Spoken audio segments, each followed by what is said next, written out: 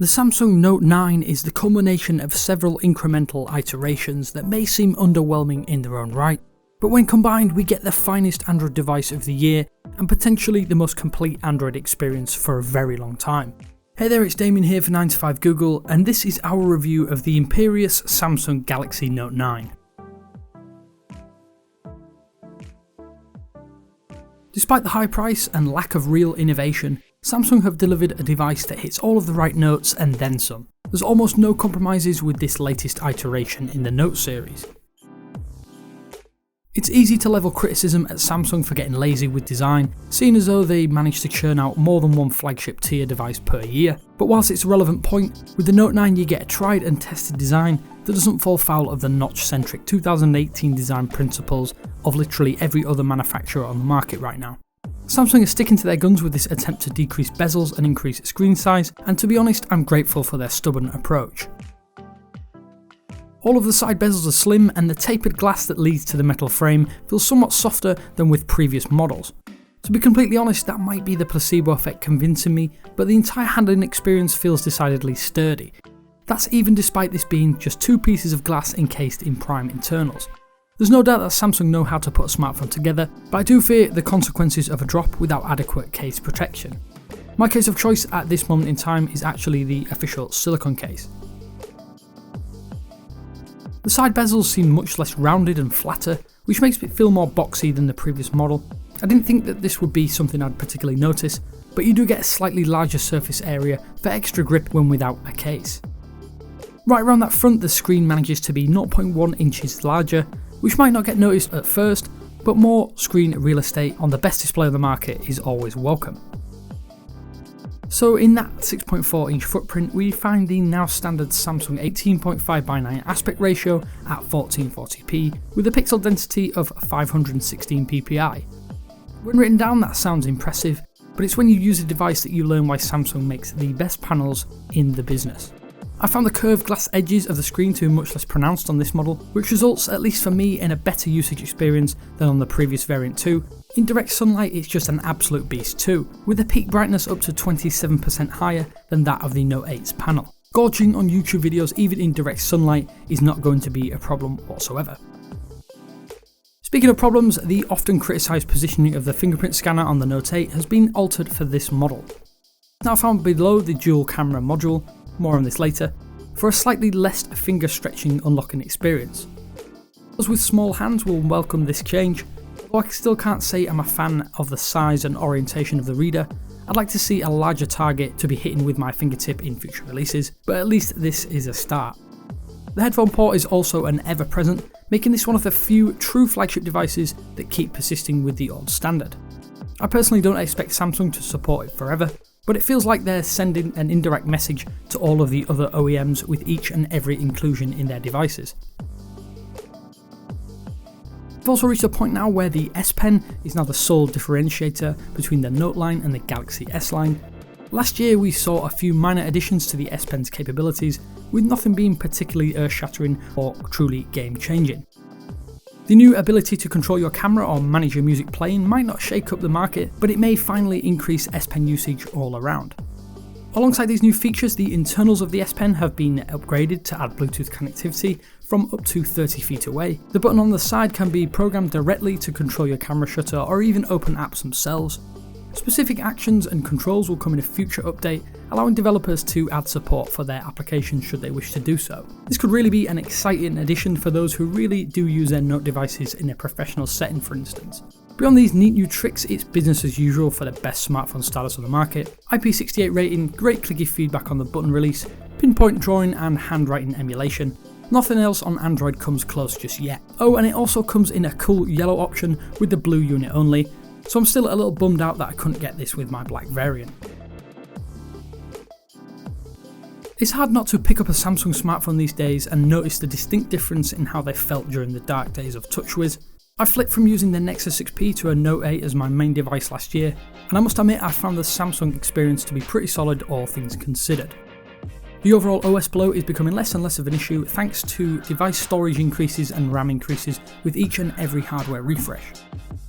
I'm not personally sure that Samsung lag is something I've even noticed on the Note 8 and S9 during my time with both smartphones. That being said, I have experienced some issues with specific applications, but these were due to the apps themselves rather than the skin in which they were running on. You may notice some touch latency issues at points during this video, but I must admit that is down to the cheap screen protector I have installed and have promptly removed. Whilst it is disappointing that the Note 9 doesn't come with Android Pie installed as standard, instead coming preloaded with Android Oreo 8.1, it's still very, very slick.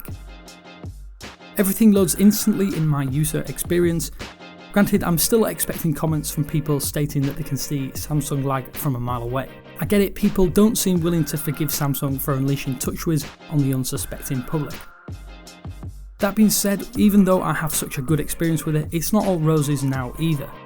I do hate the app duplication problem massively, but I suspect that some of that is due to these first-party apps being needed for Bixby to operate properly, which begs an even bigger question: who actually uses Bixby? In all honesty, the general day-to-day software experience is almost identical to the Note 8 and S9 Plus. AR emoji make their way to the Note line for the first time, and the S Pen has a few neat new tricks. The S9 Plus introduced the ability to control the aperture for the very first time, but I never really felt the need to mess around in the Pro mode to really get the most out of it. I still found myself simply pointing and shooting with auto mode enabled to guarantee that I get something worth looking at later on. I must admit, it's pretty much the same here with the Note 9 and those dual cameras. You're working with a similar dual 12 megapixel camera arrangement found on the Note 8, with the cameras side by side rather than above and below. I much prefer this layout myself. So very much like the Note 8 prior, there is a wide angle and a telephoto lens, with the wide angle lens introducing that dual f1.5 to f2.4 aperture found on the previous aforementioned S9 Plus. Up front is an 8 megapixel sensor, an iris scanner for the quick unlocks, which is somewhat faster than older models in my experiences so far. Whilst the hardware remains pretty predictable, there are a few software changes that have been added to help taking stellar photos that little bit easier. Samsung couldn't let the AI buzz pass them by, so they've added a little AI tech of their own for camera processing. Scene Optimizer is Samsung's way of adding AI to their camera app, and my limited experience with it so far has been mixed. The system itself is said to be able to distinguish between 20 preset scenes, everything from snow to streets, animals to people, and food to mixed lighting scenarios. As for the camera quality on the Note 9, here's a few samples for you to make your own mind up about.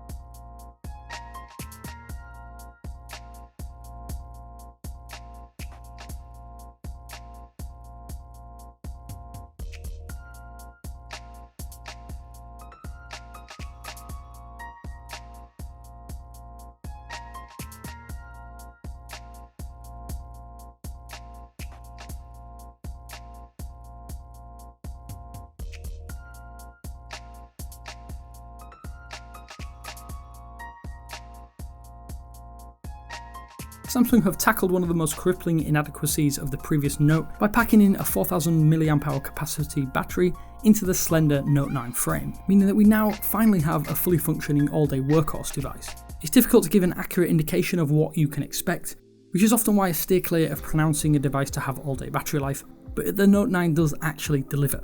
Within the first 4 to 5 days of usage, I've had screen on time reading well above 5 hours, which although isn't earth-shattering, is miles ahead of my Note 8 previously.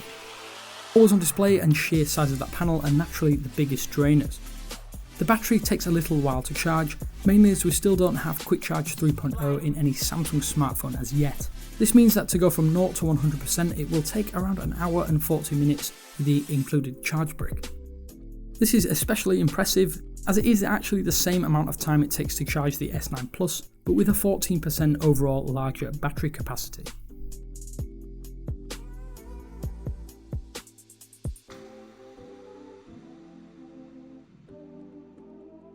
Whilst the $1,000 entry price is high, you will have to take into account that this is literally the only true no-compromise smartphone on the market available today. A good battery, exceptional camera, the best display, ample storage as standard, SD card slot, headphone port, no notch, stereo speakers, slim bezels, exceptional build, wireless charging, IP68 rating, S Pen, fingerprint scanner, and so much more. If you're on the fence, then it's definitely time to hop over and enjoy the experience. Thanks for taking the time out of your day to give this video a watch. If you'd like to read the full review and for more Android and Google related news and discussion, please visit 9to5google.com and remember to subscribe for more content like this. Anyway, that's just about enough from me. I've been Damien from 9to5Google, and I'll speak to you later.